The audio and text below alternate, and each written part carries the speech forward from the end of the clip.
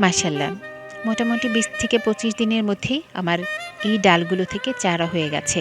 কেন এই ডালপালা থেকে চারা করছি? কারণ হচ্ছে আমার ছাদ বাগানে সব গাছগুলোই একদম অরিজিনাল জাতের এবং এটার রেজাল্ট আমি খুব ভালো পেয়েছি। এইজন্য আমি যখন গাছপালা প্রুনিং করে দেই, সেখান থেকে কিছু ম্যাচিউরড ডাল নিয়ে আমার এরকম মাটি রেডি করাই থাকে, জাস্ট ডালপালাগুলো বসিয়ে দেই, চারা হয়ে যায়।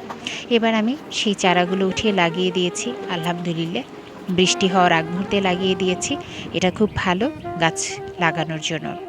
সেটা ভিডিও করতে পারি নাই, কারণ হচ্ছে একই সাথে ভিডিও করা, গাছ লাগানো খুবই কষ্টসাধ্য। সবগুলো আমিই করে থাকি।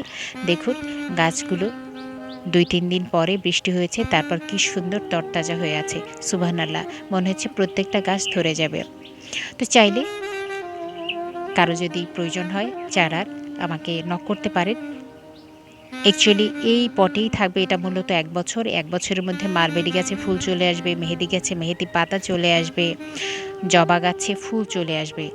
আর কোনো রকম ১ বছরের কোনো ঝামেলা নেই। ১ বছর এটা নিশ্চিন্তে এখানে থাকবে। Thank you.